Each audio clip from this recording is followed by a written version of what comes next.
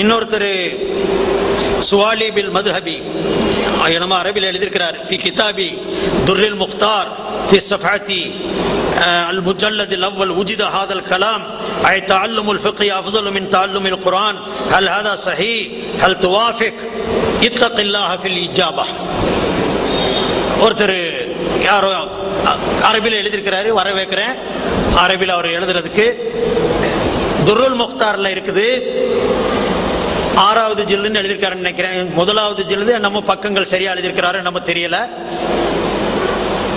துர்ருல் முக்தார் என்று சொல்லக்கூடிய ஹனஃபி நூல்ல தஅல்லுமுல் ஃபிக்ஹி அஃதலு மின் தஅல்லுமில் குர்ஆன்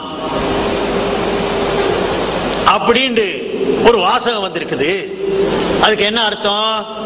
ஃபிக்ஹ் நூல்களை படிப்பது குர்ஆனை படிப்பதை விட சிறந்தது. இப்படி ஃபிக்ஹ் நூலுக்கு நீங்க மகத்துவத்தை தேடி கொடுத்திருக்கீங்க. அல்லாஹ்வை பயந்து பதில் சொல்லுங்கிறார். இத்தகில்லாஹ ஃபில் இஜாபா. ரொம்ப நன்றி, அல்லாஹ்வுடைய பயத்தை எனக்கு ஊட்டுறதுக்கு. நிச்சயமா பயப்படுறேன். உங்களுடைய உபதேசத்தை நான் ஏத்துக்கிறேன். உங்களுக்கு நான் கேட்டுக்கிறேன், அல்லாஹ்வை பயந்து விளங்குங்க. சரியானதை என்ன சொல்லி இருக்குங்கிறத நீங்க புரிஞ்சுக்கங்க. நான் நினைக்கிறேன் இந்த அன்னைமார்கள் சொன்ன அந்த வச்சு நம்பி நீங்க இந்த கேள்வியை கேட்டீங்கன்னு. இந்த எழுதியிருக்கக்கூடிய சகோதரர் தயவு செய்து தயை கூர்ந்து சொல்றேன், துர்ருல் முக்தாரை எடுங்க, அந்த பாகத்தை எடுத்துக்க பிரிங்க. இந்த வாசகம் இருக்காது, இதுல விடுபட்டு போயிருக்கும் பாருங்க. நான் சொல்றேன் உங்களுக்கு அதனுடைய என்ன எழுதியிருக்கு. சகோதரர்களே, அங்கே துர்ருல் முக்தார்ல இருக்குது தஅல்லுமுல் ஃபிக்ஹி அஃதலு மிம்மா மிம்மா மின் தஅல்லுமில் குர்ஆன் மின் பாகி தஅல்லுமில் குர்ஆன். வாசகங்கள் இதை மாத்தி இருக்கிறார். நேரடி வாசகம் இல்லை. அங்கே சொல்லப்பட்டிருக்கிறது என்னன்னு தெரியுமா? பாருங்க, குர்ஆன் இருக்குது. குர்ஆன்ல எல்லா கலையும் இருக்குது. நல்லா விளங்கணும். குர்ஆன் சர்வ கலையும் பொருந்திருக்கக்கூடிய ஞான புத்தகம். அதுல இலக்கியம் இருக்குது, இலக்கணம் இருக்கு, வரலாறு இருக்குது, ஓமானம் இருக்குது, மார்க்க சட்டங்கள் சொல்லக்கூடிய ஃபிக்ஹும் இருக்குது, மார்க்க விளக்கங்கள் இருக்கக்கூடிய ஹிக்மத்துகளும் இருக்குது, தத்துவார்த்தங்களும் இருக்குது. இது அத்தனையும் அடங்கினதுதான் குர்ஆன், திருமறை என்பது. திருக்குர்ஆனுடைய ஒவ்வொரு ஆயத்துக்கும் அதற்கு அத்தாட்சியா இருக்குது.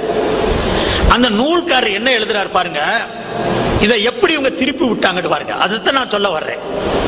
1-2 சொன்னாலே போதும், நீங்க அந்த ஆளுகளை சரியா அட்ரஸ் விளங்கிக்கலாம் எப்படி ஆளுகன்ட்டு. இதே அவர் கேட்டுட்டதுனால நான் சொல்றேன். அங்க அவர் சொல்ல வர்றது என்னன்னு சொன்னா, குர்ஆனில் இருக்கக்கூடிய பற்பல கலைகளில் ஃபிக்ஹ் சம்பந்தப்பட்ட சொல்லப்பட்டிருக்கக்கூடிய கலையை படிப்பது மற்ற கலைகளை படிப்பதை விட சிறந்ததுங்கிறார். குர்ஆனில் உதாரணம் 10 கலைகள் இருக்குது, அதுல ஃபிக்ஹும் ஒண்ணு.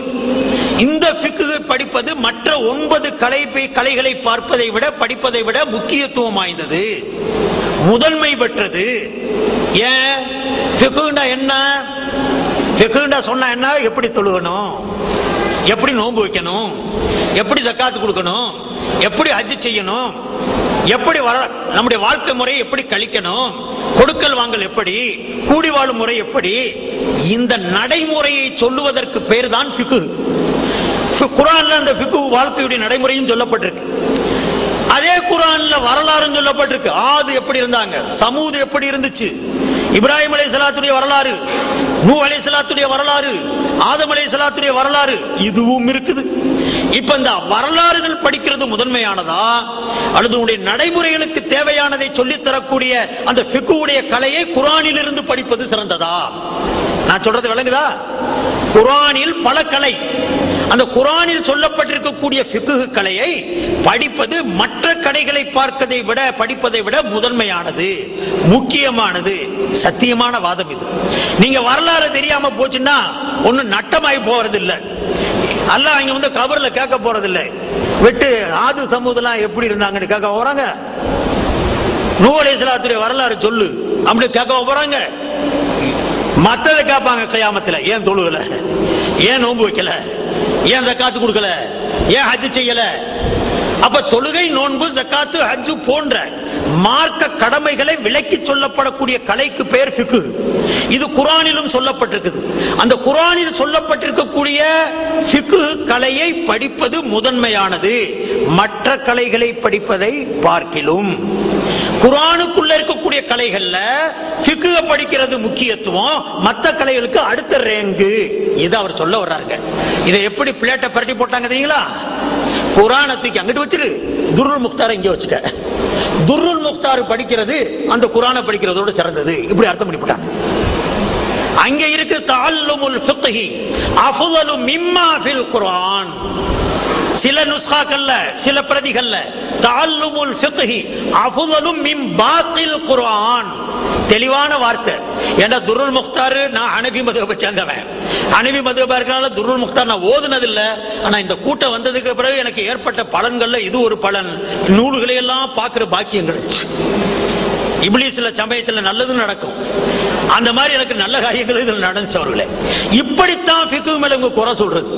அங்கே சொல்லப்பட்டிருக்குது குர்ஆனில உள்ள ஃபிக்ஹ் படி, மத்தது அப்புறம் படி. இவர் சொல்றாங்க இங்க எடுத்து குற்றச்சாட்டு சொல்றது என்ன? குர்ஆனை விட்டு போட்டு ஹிதாயா, துருல் முக்தார், ரத்துல் முக்தார், பஹ்ருர் ராயிக், கன்சுத் தகாயிக் இதையெல்லாம் படி, குர்ஆனை அப்புறப்படுத்து, ஃபிக்ஹ் நூலை படி, இப்படிங்கக்கூடிய கருத்தை வச்சு கேள்வி கேட்டு எனக்கு இத்தத்தில்லாஹ ஃபில் இஜாபா வேற இதுல பதில் கொடுக்கறதா அல்லாஹ்வை பயந்துக்கண்டு வர சொல்றது வசவல்ல. நான் பயப்படுறேன், அல்லாஹ்வை பயப்படுறேன். ஆனா நீங்களும் அல்லாஹ்வை பயந்து அந்த கிதாபை எடுத்து பாருங்க. அதே கண்ணோட்டம் நான் திரும்பவும் சொல்றேன், எந்த நூல்ல எழுதியிருந்தாலும் சரியான அர்த்தம் வருதான்னு பாருங்க. கண்டிப்பா வரும். இல்லாட்டினா கண்ணோட்டம் தாங்க. முதவே உங்களுக்கு தப்பு அபிப்பிராயம் வந்துருச்சு. இப்ப பாருங்க, நான் வர்றேன்னு வைங்க, என் மேல உங்களுக்கு நல்ல அபிப்பிராயம் இருந்துச்சு, நான் நிமித்த ஒரு வீர நடைய வந்தேன்னா என்ன சொல்லுவீங்க தெரியுமா? நல்ல அபிப்பிராயம் இருந்துச்சுன்னா என்ன சொல்லுவீங்க? ஹஸரத் இந்த வயசுலயும் வீர நடப்பா, நடையே பரவாப்பா, வணங்கா முடிப்பா சொல்லுவீங்களா இல்லையா? என்னைய பிடிக்கலன்னு வைங்க, அப்ப கண்ணோட்டமே மாறி போயிடும். திமிரு பிடிச்சவப்பா, நெஞ்ச நிமித்தி கடப்பாறைய முழுங்கினது மாதிரி வளையாம போறான் பாரு சொல்லுவீங்களா இல்லையா? கடப்பாறை முழுங்கின ஆள் மாதிரி போறான் வளையாம. கண்ணோட்ட வித்தியாசம். முதல் பார்க்கும்போது அன்பு இருந்துச்சு, பாசம் இருந்துச்சு, என் மேல ஒரு அனுதாபம் இருந்துச்சு, அதனால அதுக்கு அந்த அர்த்தம் செய்யறீங்க. பின்னால போகும்போது என்ன செய்றீங்க? ஆகாம போச்சுன்னா இப்படி. இப்ப ஃபிக்ஹ் நூல்கள் மேல உங்களுக்கு ஒரு மோசமான ஒரு எண்ணம் வந்துருச்சு, தப்பெண்ணம் வந்துருச்சு. அதனால பார்க்கும் போதெல்லாம் அது ஒரு மாற்றமா தெரியும். அவன் சரியான அர்த்தத்தை சொன்னா கூட அதுக்கு ஒரு முரணான அர்த்தத்தை தான் நீங்க சொல்லுவீங்க. இது உங்க கண்ணோட்டத்துல வந்த வித்தியாசமே தவிர ஃபிக்ஹ் நூல்கள்ல அந்த மாதிரி அல்ல. நிறைய எழுதியிருக்கிறாங்க அதே மாதிரி. இந்த இமாமுக்கு தலை பெருசா இருக்கணும், அதெல்லாம் அப்படிதான் அந்த சம்பவம் தான் இது. அவங்க முறைப்படுத்தாம வலுக்கட்டாயமா தப்பு அர்த்தத்தை சொல்றாங்க சோதரர்களே. அசிங்கமான அர்த்தங்களை புகுத்தி இருக்கிறாங்களே தவிர ஃபிக்ஹ்ல அப்படி ஒரு அசிங்கமான அர்த்தங்களை நான் சொல்றதே ஃபிக்ஹுடைய நூல்கள்ல ஆயிரக்கணக்கான மசாலாக்கள் எழுதியிருக்கிறாங்க. அது ஆய்வுடைய அடிப்படையில் எழுதப்பட்ட எண்ணற்ற மசாலாக்கள் இருக்குது, மார்க்க தீர்வுகள் இருக்குது. அதுல சில ஆய்வு என்ற அடிப்படையில் தப்பு கூட வரலாம், நம்ம அது மறுக்க முடியாது. அது அல்லாஹ்வும் ரசூலும் அல்ல. ஆய்வு மண்டைக்கு மண்டை வித்தியாசப்படும். மூக்கு இருக்கிற வரைக்கும் சளி, தலை இருக்கிற வரைக்கும் கருத்து இருக்கும். ஒவ்வொருத்தருடைய தலையிலும் தனித்தனி கருத்து உருவாகும். ஒன்னு எனக்கு நல்லதா படும், உங்களுக்கு தப்பா படும், உங்களுக்கு நல்லதா படும், எனக்கு தப்பா படும். ஆய்வுடைய கண்ணோட்டத்துடைய வித்தியாசம். அதனாலதான் இமாம்களுக்கு மத்தியிலும் கருத்து வேறுபாடு வந்ததும் கூட. எல்லாரும் சுவிட்ச் போட்டு லைட் எரியற மாதிரி வார்த்தை உடனே ஒரே கருத்து விளங்குறதுக்கு இன்ஜின் அல்லது மின்சாரம் அல்ல, மிஷினரி அல்ல. அல்லாஹ் உங்களுக்கு ஒரு தகுதியை கொடுத்திருக்கிறான், அந்த தகுதியை வச்சு அவங்க விளங்குறாங்க. அந்த அடிப்படையில் தான் ஃபிக்ஹுடைய நூல்கள்ல அந்த ஆய்வுடைய கருத்துக்கள்ல கருத்து வேறுபாடு வந்ததே. அதனால இத தப்பர்த்தம் எடுக்காம சரியான அர்த்தத்தை வச்சு பாத்தீங்கன்னா நிச்சயமா உங்களுக்கு தப்பர்த்தத்துல கிடைக்காது. அப்படி உங்களுக்கு சந்தேகம் இருந்துச்சுன்னா நிறைய ஆலிம்கள் இருக்கிறாங்க, ஹஸரத் இருக்காங்க, ஃபதுல் ஹஸரத் மாதிரி அனுபவப்பட்டவங்க, பேரறிஞர் அறிஞர் பக்க நிறைய இருக்கிறாங்க. அவங்கள்ட்ட கேட்டு பாருங்க, அதுல உங்களுக்கு எந்த விதமான சந்தேகத்துக்கு இடமே இருக்காது. இது வரைக்கும் இருந்து அப்படி சந்தேகப்பட்டிருந்தீங்கன்னா திரும்ப அந்த தம்பிக்கு நான் சொல்றேன், உங்க கருத்தை மாத்துங்க, நேரடியாக நூலை பாருங்க. இந்த ஆளுகை எழுதி வச்சிருக்கக்கூடிய நூலை பார்க்காதீங்க. இந்த ஆளு எழுதி வச்சிருக்கிறது பூரா கபடத்தனம், போக்கிரித்தனம், முள்ள மாரித்தனம், தஜ்ஜால் குணாது, இல்லாததையெல்லாம் எடுத்து எழுதுனது, பொய்யான தகவல், பொய்யான ரெஃபரன்ஸ். ஏண்டா இது எனக்கு அவருக்கு இடையில ஒரு 100 கடிதங்கள் நமக்கு போக்குவரத்து நடந்திருக்குது. சாதாரணமா நான் பேச வரல, அதனால போட்டு காட்ட முடியும் என்னால. இன்னைக்கு கூட துபாயில இருந்து ஒரு தம்பி பேசினார். ஹஸரத் உங்க இதை ரிலேல இன்டர்நெட்ல போட்டாங்க, இப்பதான் பாத்துக்கிட்டு இருக்கிறேன், சவால் விட்டுக்கிட்டு இருக்கிறீங்க, 1 லட்சம் ரூபாய் கொடுக்குறீங்க, இதை கொண்டு வா மாப்பிள்ளன்னு சொல்றீங்க. எந்த கருத்தை சொன்னாரோ தெரியல. நான் சொல்லிக்கிட்டு இருக்கிறது காரணம் என்ன, இவங்க என்னென்ன செய்திருக்காங்க கூடியதை நான் தெரிஞ்சு வச்சிருக்கிறதுனால, எந்த அடிப்படையில் இவங்க இதை அவங்க திங்க் பண்றாங்க, இது போய் இது அர்த்தம் செய்யறாங்கிறத நீண்ட நெடிய காலமா பார்த்துக்கிட்டு இருக்கிறதுனால சொல்றேன். இவங்க எழுதி வச்சிருக்கக்கூடிய குறிப்புகளை வச்சு நீங்க கேள்வி கேட்காதீங்க. இந்த சம்பந்தப்பட்ட இளைஞர்கள் யாராக இருந்தாலும் நேரடியாக அந்த நூலை எடுங்க. இவங்க பார்த்திருக்காங்களோ ரெஃபரன்ஸ், அதை எடுத்து பார்த்து கொஞ்ச நேரம் உங்களுடைய கண்ணோட்டத்தை சரி பண்ணி, ஐனுர் ரிதா அன்குல்லி ஐபின் கலீலத்துன் வலாக்கின் ஐன சகதி துபுதில் மசாவியா, நெடுநிலையான அன்பான பார்வை இருக்குமே ஆனால் குறைகள் கூட மறைந்து போகும். ஆனால் கோப பார்வை இருக்குமே ஆனால், பொறாமை பார்வை இருக்குமே ஆனால் நல்லது கூட கெட்டதாகப்படும் என்ற அந்த கவியுடைய கருத்துக்கு ஒப்ப நீங்களுடைய பார்வையை மாத்துங்க. நீங்க அன்பான பார்வையோட பார்க்க வேண்டாம், நியாயமான பார்வையை பார்க்க. கோபமான பார்வை வேண்டாம், அன்பான பார்வை வேண்டாம், நீதியான நேர்மையான நியாயமான பார்வையை செலுத்துங்க. நிச்சயம் அதுல உங்களுக்கு குறை தெரியாது.